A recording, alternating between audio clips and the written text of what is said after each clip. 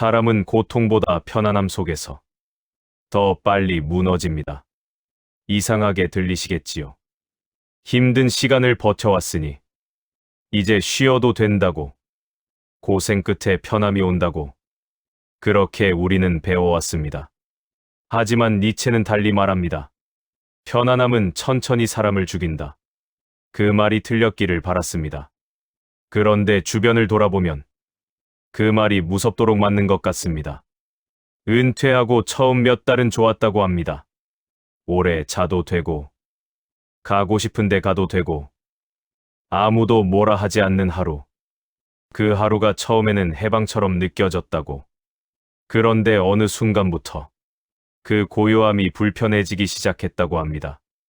아침에 눈을 떴는데 오늘 할 일이 없습니다. 어제도 그랬고 그제도 그랬습니다. 달력에는 빈칸만 가득합니다. 그냥 흘러가는 하루, 흘러가는 주, 흘러가는 달.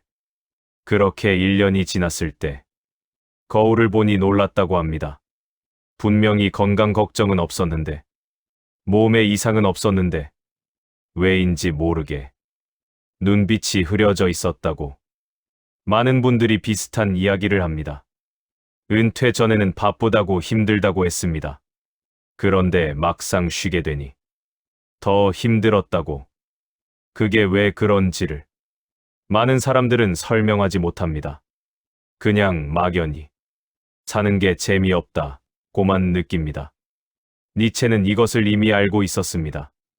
150년 전 사람이 우리 시대 사람들의 이야기를 먼저 해놓았습니다. 그가 말했습니다. 목표가 없는 인간은 이미 죽기 시작한 것이다. 우리는 오랫동안 착각하며 살았습니다. 고통이 적을수록 삶이 더 좋아진다고. 그래서 더 많이 벌려고 했고, 더 편한 집을 원했고, 더 쉬운 노후를 꿈꿨습니다. 그게 잘못된 것은 아닙니다.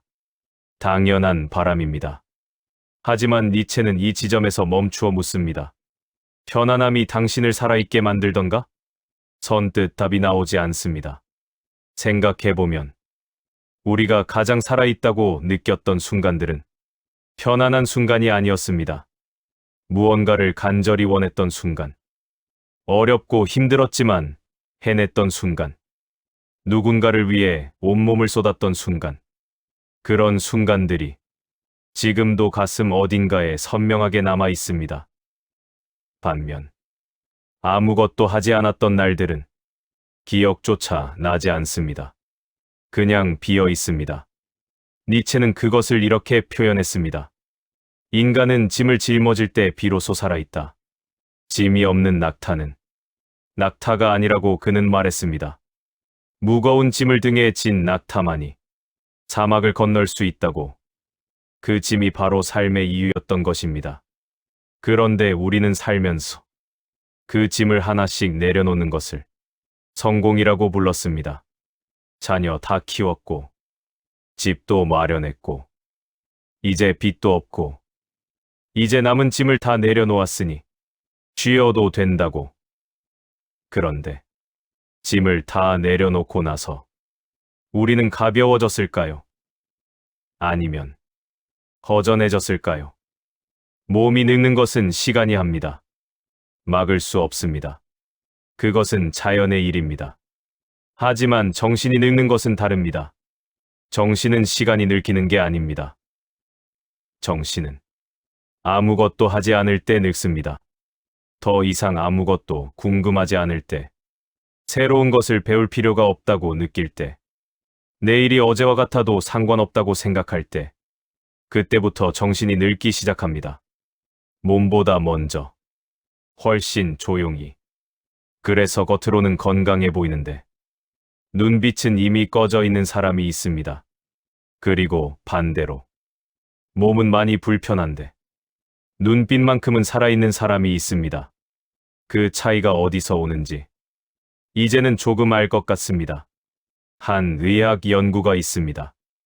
은퇴 후 5년이 지난 사람들을 추적 조사했는데 일찍 은퇴하고 아무것도 하지 않은 그룹이 계속 무언가를 이어간 그룹보다 인지 기능 저하가 훨씬 빠르게 나타났습니다.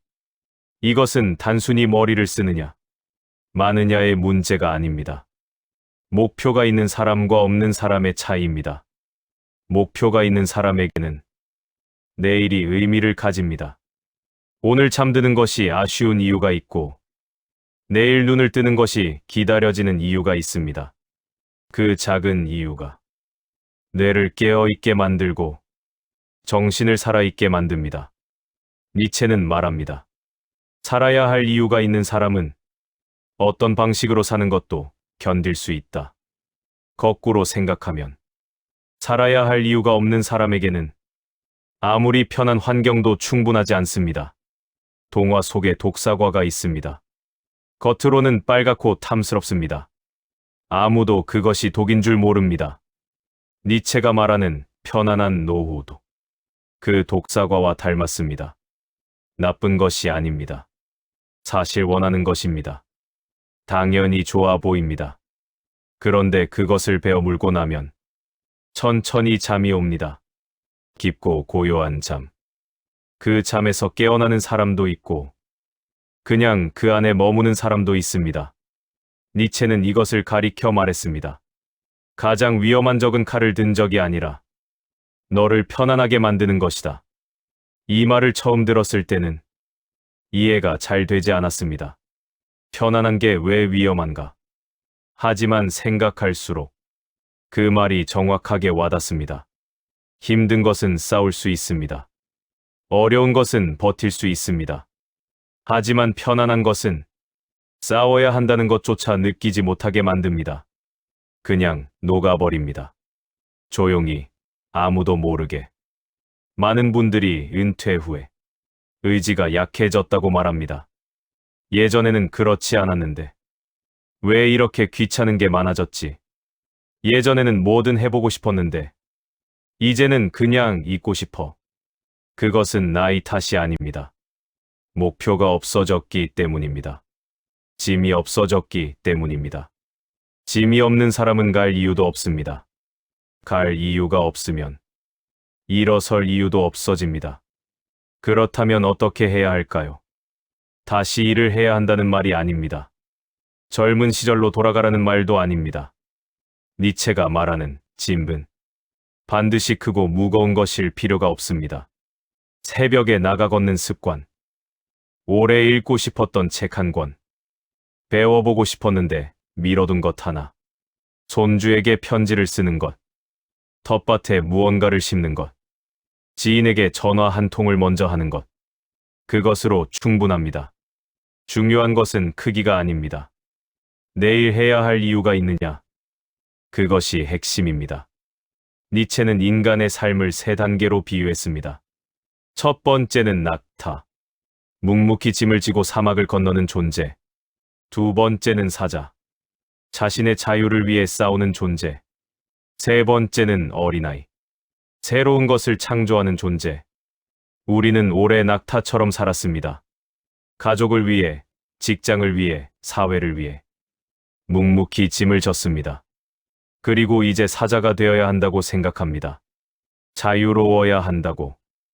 쉬어야 한다고.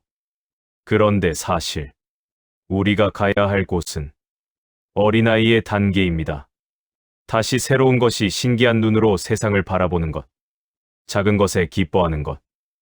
무언가를 처음 배우는 설렘을 다시 느끼는 것. 그것이 니체가 말하는 삶의 가장 높은 형태입니다. 나이가 들었다고 해서 그 단계에 이를 수 없다고 하지 않았습니다. 오히려 오래 살았기 때문에 갈 수 있는 경지라고, 많은 것을 겪었기 때문에 볼 수 있는 세계라고. 당신은 지금 몇 살이십니까? 65세, 70세, 아니면 그보다 더? 니체가 가장 위대한 철학을 쓴 것은 40대 중반이었습니다. 괴테가 파우스트를 완성한 것은 82세였습니다. 세잔이 가장 좋은 그림을 그린 것은 60대 후반이었습니다. 모세가 이스라엘 백성을 이끈 것은 80세였습니다. 이 이야기를 꺼내는 것은 대단한 무언가를 하라는 말이 아닙니다. 그들이 위대했던 이유는 위대한 일을 해서가 아닙니다. 끝까지 무언가를 원했기 때문입니다. 끝까지 앞을 바라보았기 때문입니다. 우리가 두려워해야 할 것은 늙는 것이 아닙니다. 더 이상 원하는 것이 없어지는 것, 더 이상 기대하는 것이 없어지는 것. 그것이 진짜 끝입니다. 몸이 늙어도 원하는 것이 있으면 살아있는 것입니다. 몸이 건강해도 아무것도 원하지 않으면 그것은 이미 조용한 작별입니다. 니체는 말합니다.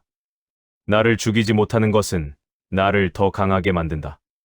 당신이 지금까지 버텨온 모든 것들이 당신을 여기 있게 했습니다. 그리고 당신은 지금 그 모든 것을 짊어지고도 여기 서 있습니다. 그것이 이미 대단한 것입니다. 그러니 조금 더, 단지 조금 더. 다시 짐을 드는 사람들. 이른 아침, 작은 텃밭에 물을 주는 노인. 제가 아는 분이 있습니다. 70대 중반에 혼자 남겨지셨습니다. 오래된 배우자를 먼저 보내고 자녀들은 각자 삶이 있었습니다. 처음 1년은 방에서 거의 나오지 않으셨다고 합니다. 그러다 어느 날 손에 아무것도 없는 게 너무 낯설어서 작은 화분을 하나 사셨다고 합니다. 물을 주고 잎이 나는 것을 보고 꽃이 피는 것을 기다렸습니다. 그것이 전부였습니다. 그런데 그것 하나로 아침에 일어나는 이유가 생겼다고 합니다. 오늘 저 화분을 확인해야 한다. 그 작은 이유 하나가 그분을 다시 살아있게 만들었습니다. 나중에는 화분이 12개가 되었고 그것을 이웃들과 나누었고 동네 노인 대학에서 식물 가르치는 강사가 되셨습니다. 그분이 했던 말이 지금도 기억납니다. 살아야 할 이유가 조금이라도 있으면 사람은 살게 되어 있더라고. 그것이 전부입니다. 거창할 필요가 없습니다. 작아도 됩니다. 남들이 알아주지 않아도 됩니다.